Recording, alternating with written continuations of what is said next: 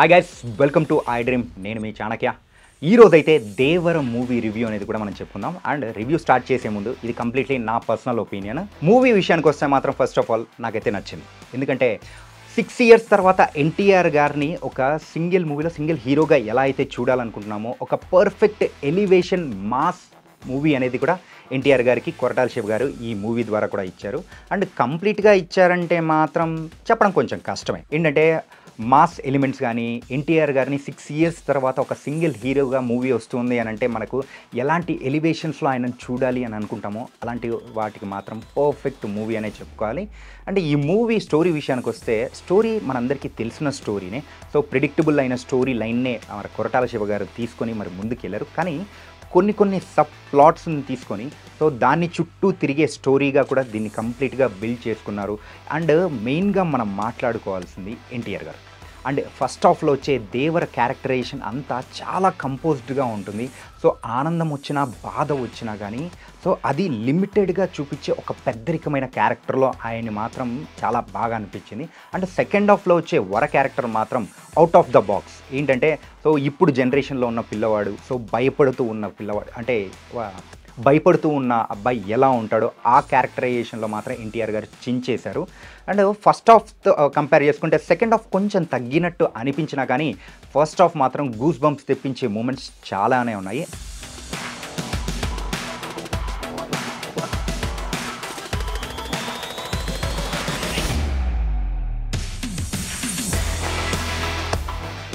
మెయిన్గా movie highlights విషయానికి వస్తే మాత్రం ఎన్టీఆర్ గారి ఇంట్రడక్షన్ అయితే అద్దిరిపోయింది. దాని తర్వాత సో ఫస్ట్ హాఫ్లోనే వచ్చే మెయిన్గా ఆ సమరం ఎపిసోడ్ సైఫ్ అలీ ఖాన్ అండ్ ఎన్టీఆర్ గారి మధ్య వచ్చే ఆ ఫైట్ ఎపిసోడ్ మాత్రం నిజంగా అత్యద్భుతంగా అనిపించింది. పిక్చరైజేషన్ కానీ అండ్ ఎన్టీఆర్ గారు సైఫ్ అలీ ఖాన్ గారు సో దీనికోసం ఎంత కష్టపడ్డారు. ఎవరైనా కానీ దానికోసం అంటే ఫలాంది కావాలి అని అనుకున్నామంటే దానికోసం కష్టపడే విధానం, ఆ క్యారెక్టరైజేషన్లో ఇద్దరు మాత్రం గూస్ బంప్స్ తెప్పించే ఆ ఫైట్గా అనుకోవచ్చు.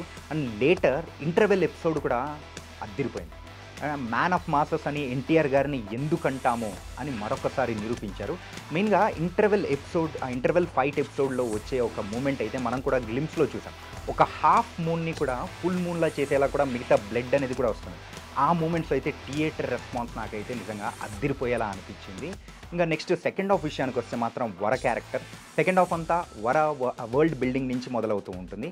సో భయపడుతూ అమాయకంగా ఉండే వర ఏం చేస్తాడు ఏంటి అనేదే సెకండ్ హాఫ్ కంప్లీట్గా ఉంది.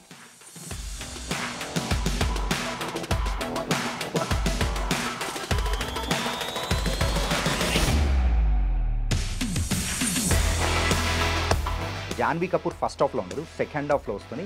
కానీ జాన్వీ కపూర్ గారు ఉన్న ప్రతి ఫ్రేమ్ చాలా స్టన్నింగ్గా ఉంది. స్టన్నింగ్ బ్యూటీ అనే పదానికి మాత్రం నిలువెత్తు నిదర్శనంగా కూడా మరి అక్కడ జాన్వీ కపూర్ గారు ఉన్నారు.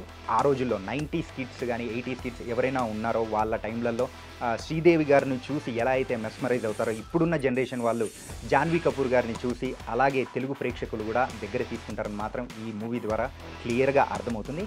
సో ఆ డ్యూరేషన్ తక్కువగా ఉన్నా కానీ ఉన్న టైంలో మాత్రం చాలా బాగుంది. అండ్ మెయిన్గా చుట్టమల్లే సాంగ్ కూడా పిక్చరైజేషన్ సూపర్గా ఉంది. దెన్ మెయిన్గా ఈ మూవీ విషయానికి వస్తే మాత్రం పాజిటివ్స్ ఎన్టీఆర్ ఇంతకు మించి ఏమీ చెప్పుకోలేము.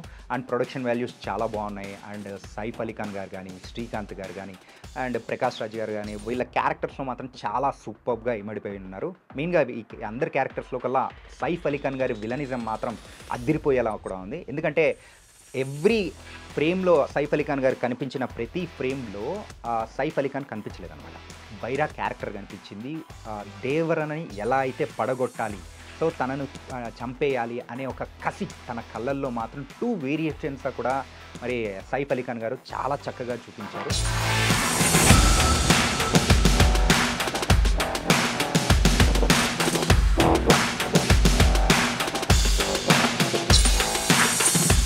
అండ్ సెకండ్ హాఫ్లో మాత్రం కొంచెం గ్రాఫ్ తగ్గినట్టు అనిపించిన దాన్ని సెకండ్ పార్ట్ వర్డ్ బిల్డింగ్ కోసం మాత్రం ఇక్కడ యూజ్ చేసుకున్నారని మాత్రం క్లియర్గా అర్థమవుతుంది. అండ్ క్లిఫ్ హ్యాంగర్ ఎప్పుడైనా కానీ ఫస్ట్ హాఫ్ చేశారంటే సెకండ్ హాఫ్కి ఏదో ఒక ట్విస్ట్ లాంటిది పెట్టి అది సెకండ్ హాఫ్ చూడాలనే ఆతృత పెంచే విధంగా కూడా దీన్ని పెట్టారు. కాకపోతే అంతగా మనం ఎక్స్పెక్ట్ చేసినంత కిక్ రాకపోవచ్చు. ఎప్పుడైతే థియేటర్ నుంచి బయటకు వచ్చేటప్పుడు మాత్రం ఏదో కొంచెం తక్కువైంది. ఏదో కొంచెం తక్కువైంది అని అనుకుంటాము. సో, ఆ కొంచెం లోటు అనేది మాత్రం ఖచ్చితంగా ఉంటుంది. అని ఆ లోటును మాత్రం సెకండ్ పార్ట్‌లో కొరటాల శివ గారు తీర్చేస్తారేమో అని మాత్రం అర్థమవుతూ ఉంది. అండ్ సెకండ్ పార్ట్ కోసం కూడా ఈగర్‌గా వెయిట్ చేస్తూ ఉన్నాము. టోటల్‌గా ఓవరాల్‌గా మూవీ అయితే నచ్చింది భయ్యా. మాస్ ఆడియన్స్‌కి మాత్రం పిచ్చెక్కిచ్చేస్తది. అండ్ కొంతమంది మిక్స్డ్ టాక్ అంటారు, అది ఇది అంటారు కానీ, సో టోటల్‌గా ఓవరాల్‌గా మూవీ అయితే చాలా బాగుంది. స్టోరీ రొటీనే అయినా కానీ కొన్ని కొన్ని ప్లాట్స్ కానీ, ఎలివేషన్స్ అయన్నీ కొరటాల శివ గారి డైరెక్షన్ విషయానికి వచ్చేటప్పటికి స్క్రీన్ ప్లే విధానంతో కూడా ముందుకు తీసుకెళ్ళిపోతూ ఉంటారు. అండ్ వన్ మ్యాన్ షో ఈ మూవీ అంతా కూడా వన్ మ్యాన్ షో. అదే ఎన్టీఆర్ గారు, ఎన్టీఆర్ గారు, ఎన్టీఆర్.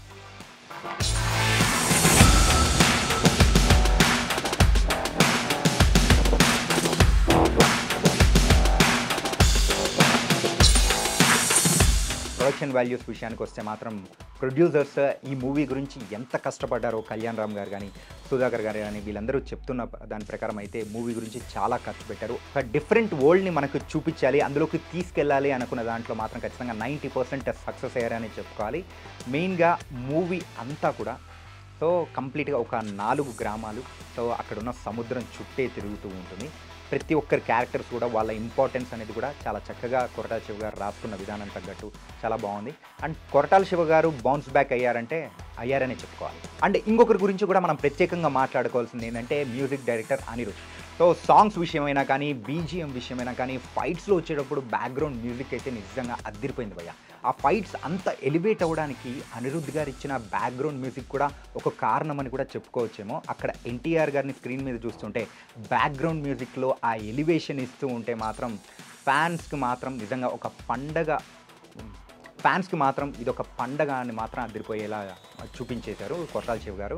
దేవర మూవీ ఎలా ఉంది ఏంటి అనే దాని గురించి మీరు చూసినట్టయితే కామెంట్ సెక్షన్లో మీ కామెంట్స్ అనేది కూడా డ్రాప్ చేయండి. మరిన్ని మూవీస్తో కూడా మీ ఐ డ్రీమ్లో మళ్ళీ కలుద్దాం. అంతవరకు take care. This is your Chanakya. See